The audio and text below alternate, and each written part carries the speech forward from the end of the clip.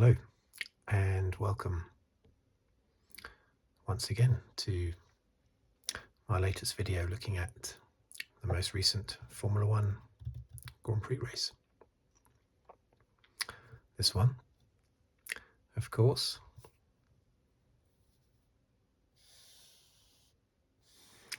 being round 10 at Silverstone.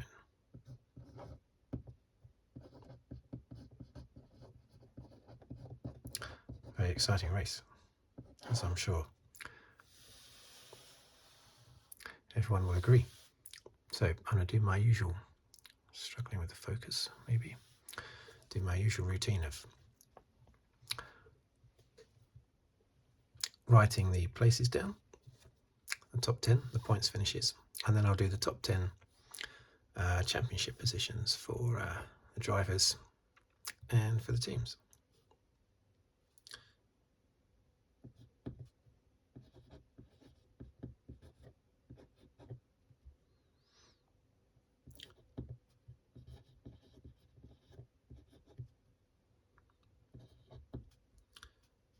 Just thinking that's probably the first time in Grand Prix history that the first two drivers have had their surname ending in a Z.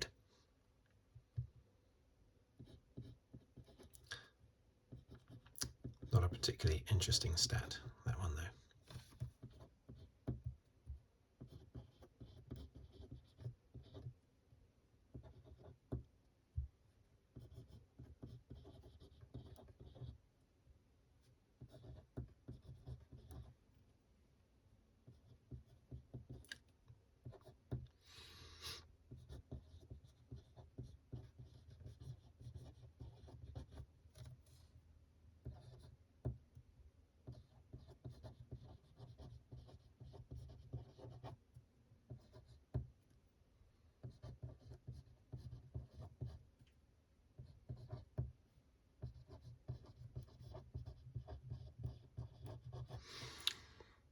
Okay, so that's how they finished the top 10.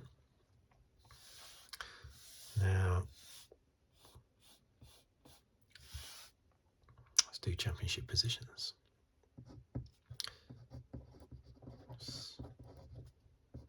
Verstappen.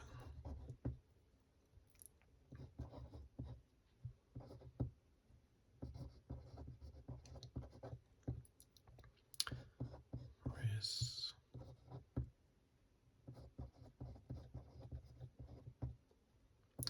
Leclerc.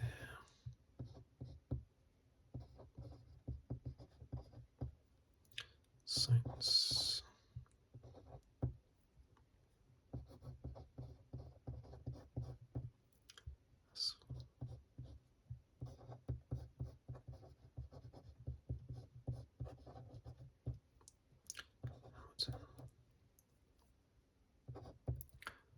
Let's check that focus. Norris. 58.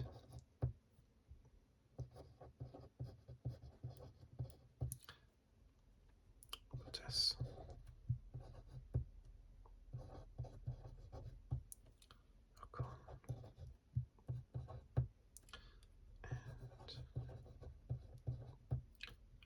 So, okay, so got those right, haven't I? Sainz now past Russell. Yep. 46, 58, 93. Yeah, okay.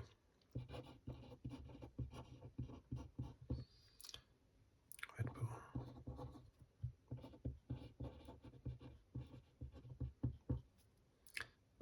Ferrari.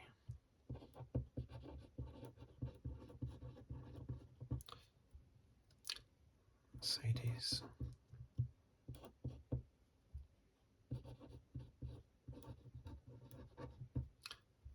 McLaren.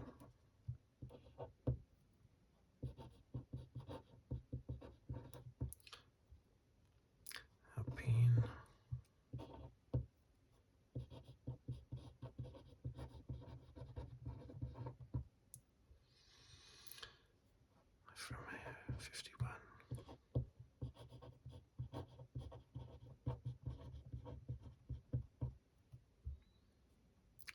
Ferrari 27. Yes.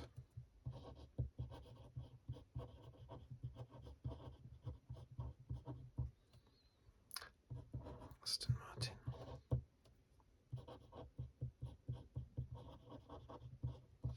Williams. Okay, so that's all correct, isn't it? Ferrari.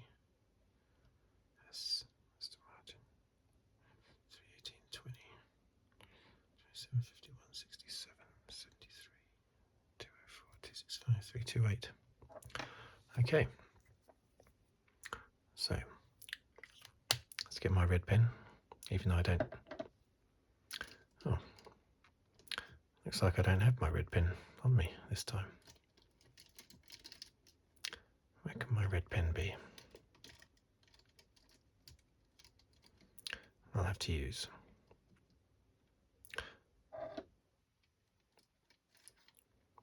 this pen.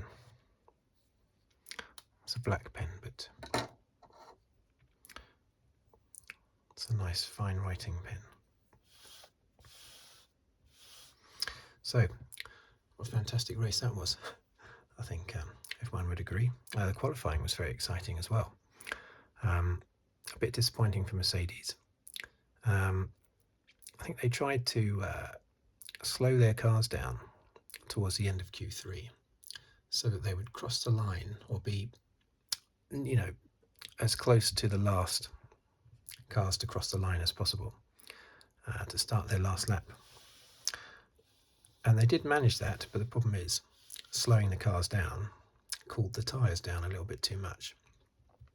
So they ended up 4th and 8th. I think Russell had a little mistake. Could have only been a very small mistake because I think he was only 2/10 behind Hamilton, but there was actually 4 places in between them on the grid, 4th and 8th. So a bit disappointing, but exciting Q3 because they didn't come into the pits at all. They spent the whole, is it 10 minutes or is it 12 minutes they get for Q3? Spent the whole lot out on the track, all the cars. That's how it should be, really. Sainz got pole, but Verstappen would have probably got pole, and maybe Leclerc would have as well, had he not had his issue. So, but anyway, Sainz got pole position, and of course on that first start he was somewhat predictably immediately overtaken by Verstappen, and Hamilton had a fantastic start up to 3rd, but of course, and then we had that terrible accident. I mean, obviously, as we know, everyone's okay now. Amazingly, Joe was up and about walking around not long afterwards. I haven't seen an interview with him talking about it because, I mean, that's pretty horrific. But that halo device, it's already proven its worth in the past. I think it's saved lives in the past since it came in 2017. All it needs to do is save one life, and then it's been totally worth it, of course. But this was yet another life, and I haven't watched the F2 races, but I think Roy Nissany had a nasty accident as well, from what I understand, and it saved him too. I know that Albon had a big accident that was sort of overshadowed a little bit by Guan Yu Zhou's accident, but or Zhou Guan Yu.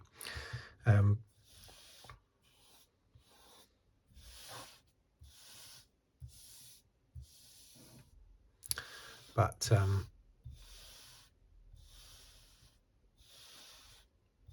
it was still a very big accident, and he was under observation in a hospital, wasn't he? But anyway, they restarted the race, and on the restart, Sainz did very well to hold off Verstappen and hold on to the lead. Hamilton actually lost a place, I think, to Norris, didn't he? Great scrapping side by side between Norris and Hamilton, but Verstappen eventually got past Sainz because Sainz had a little wiggle, didn't he? I think it was going into Beckett's, or just coming out of Beckett's, maybe the last. Yeah, I think it was the last bend in Beckett's. He had a little wiggle, had to put opposite lock in, lock-on, and of course that gave him the wrong line going through the corner, so he had to go off the track, and Verstappen was passed. But that must have been a lot of pressure for Sainz to stay ahead of Verstappen, trying to look for his first Grand Prix win. So I'm not surprised there was a little something there. Whether or not, I don't know if it was his fault or not. But got a little bit of grit on the paper there. Can't seem to get rid of it. Just moving it around on the paper. Anyway, Verstappen got past, but then only 2 laps later, Verstappen, of course, had his problems where he hit some debris. At first, Verstappen thought it was a puncture, but it seems to have only, well, I say only, it was worse than a puncture, really. It damaged the underside of his car. The airflow and everything, the ground effect was all disturbed. So Verstappen came in and changed his tyres, but he was basically out of the race then because he was so slow.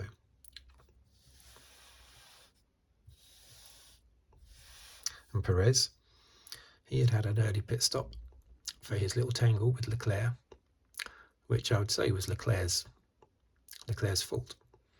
And strangely, the damage on Leclerc's front wing, so say the pundits, Ted Kravitz anyway, looked pretty much the same as Perez's, and yet Perez was brought in for a pit stop, Leclerc wasn't. Didn't seem to affect Leclerc because he was all over Sainz after that, with the Ferraris first and second. And I don't think that makes Sainz look tremendous. I know he won the race, but he had Leclerc faster than him all day. Despite the fact that Leclerc had a damaged car, that can't make Carlos look good. So yes, it's very good that Sainz won his first race. But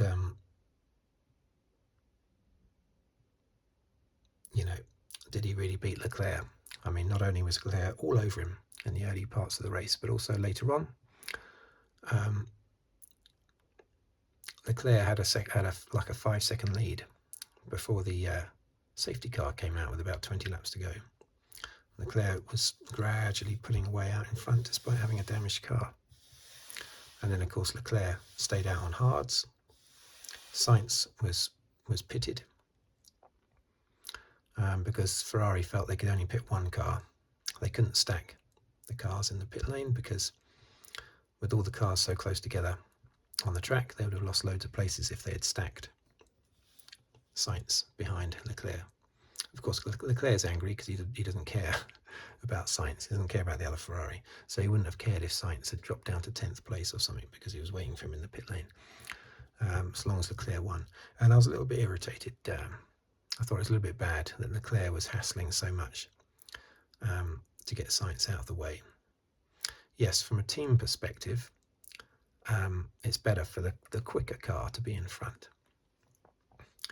But this isn't just a team game. You can't expect Sainz, who is just as much in the championship as Leclerc, you can't expect Sainz to jump out of the way.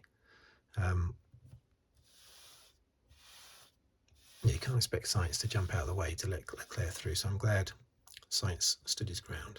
And later as well, on the restart from the safety car, when they were saying to Sainz, can you back up? Give Leclerc loads of room because he's on hard tyres. But of course, Sainz wants to win the race, doesn't he?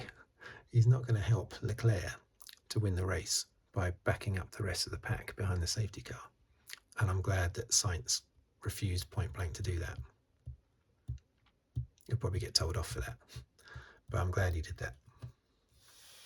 Because look in the championship. Look how close they are in the championship. 11 points. So does Leclerc still think this is like round 3 or 4 or something and it's just between him and Verstappen? It most definitely is not. They're all in the running, as is Russell. Probably not Hamilton, but Russell outside chance, I would say. But now that Sainz has at last got himself up into the top 4 in the championship, he's right there with as good a chance as Perez and Leclerc of catching Verstappen. Although I do think, as I've said all along, that Leclerc is, I said it at the beginning of the season before the season started, that Leclerc would be the faster driver this year. and he has proven to be. But still, there's no reason for Sainz to move over. Hamilton could have won the race, possibly. Those soft tyres that he put on after the or during the safety car period didn't seem to work as well.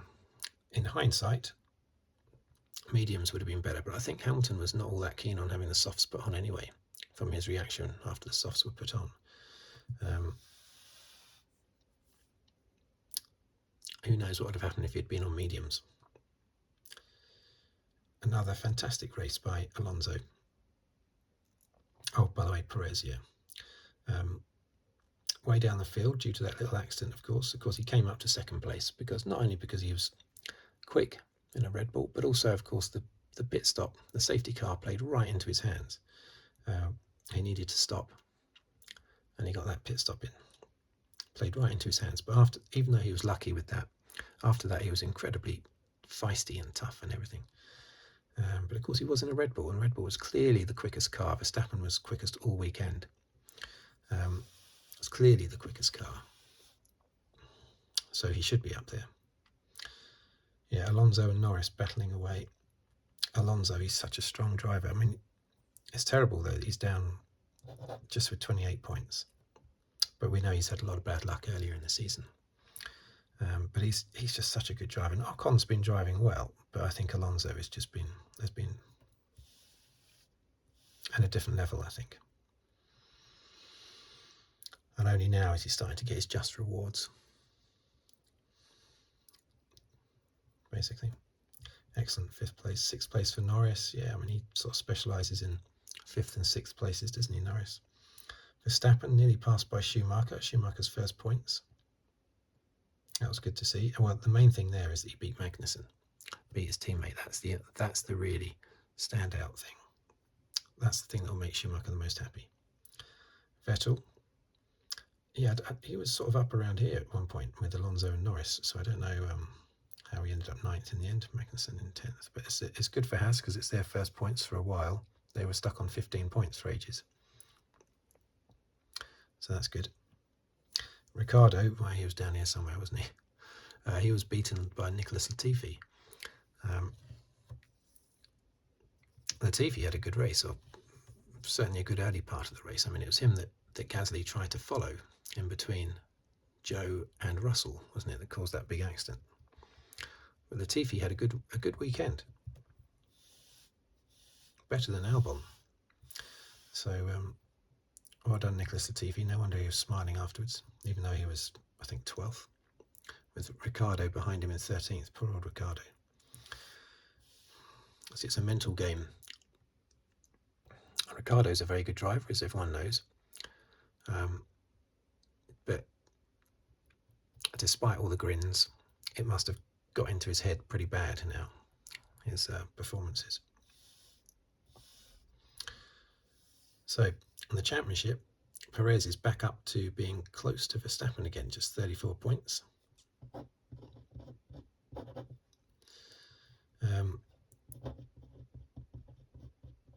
And, of course, Leclerc just behind him, not far behind him. Sainz not far behind him. It's all closing up there a little bit. Perez, very close. I mean, all it takes is in Austria next week is for Perez to win and Verstappen to retire. And boom, we're right there. But Verstappen is still by far the quicker driver. So even if they were on sort of level points in a couple of races' time, or even if Perez was ahead, I would still make Verstappen the favourite, of course, to win the title.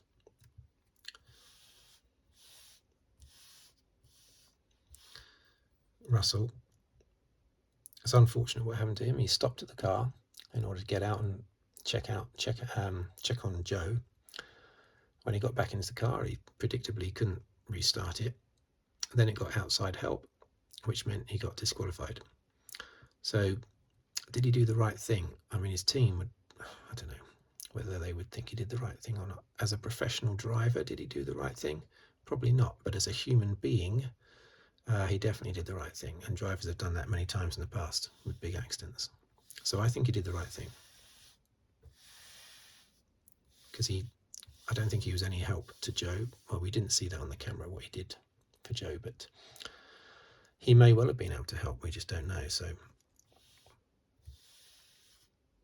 I think he did the right thing, but it was very unfortunate that he got disqualified. Hamilton, 2 third places, coming up nicely. Norris just hanging on to that 7th place. Bottas hanging on to that 8th. He's had a bad couple of races now, Bottas. He's not really doing that much. And of course, Joe qualified in the top 10 here in this race, and Bottas didn't. So I think that's the 2nd race running Joe has out-qualified Bottas. Something's going on there. Joe's definitely getting better, more confident. And then you've got the 2 Alpines, Ocon and Alonso. And in the Constructors' Championship, again, still all to play for.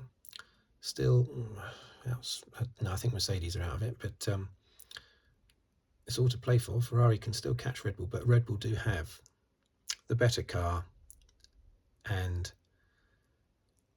a very quick driver in that better car. A driver who's just absolutely on top form at the moment. Verstappen is.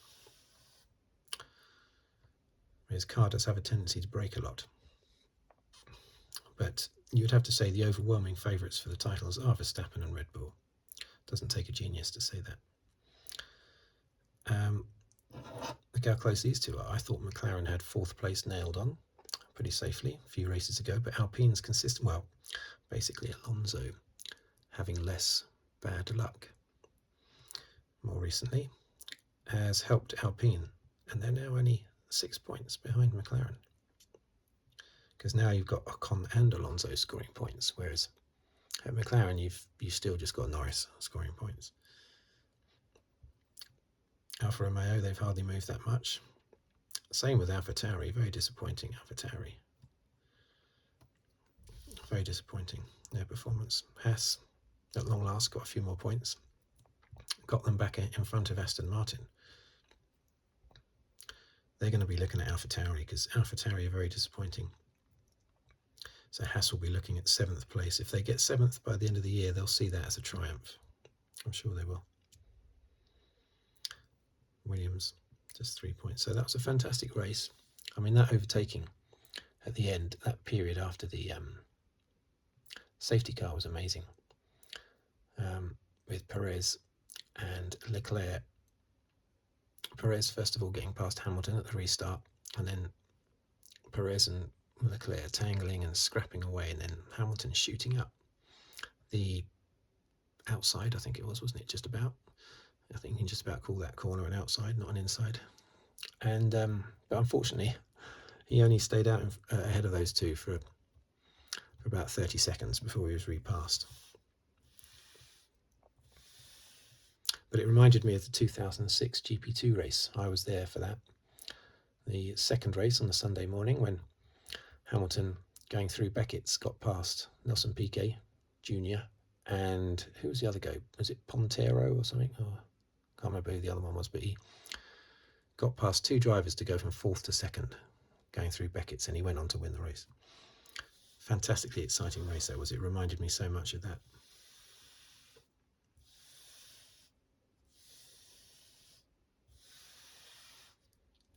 But yeah, some great racing.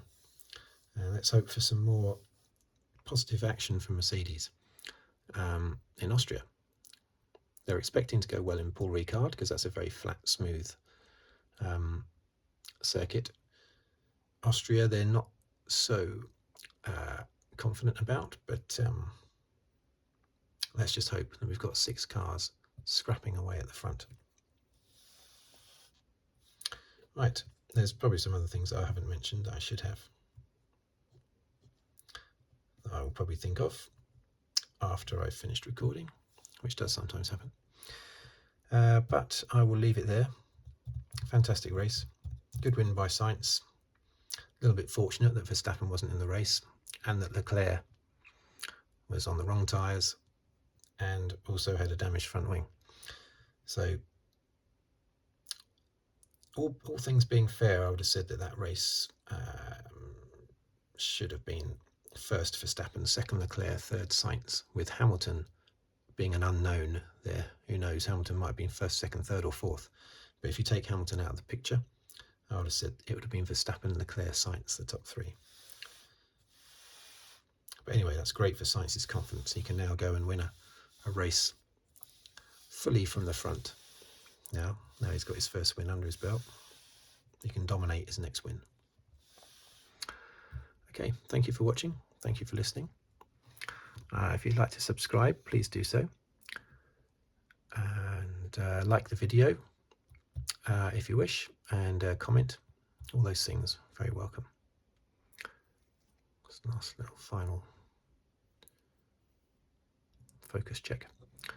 Okay. I'll see you on the next video. Thank you very much.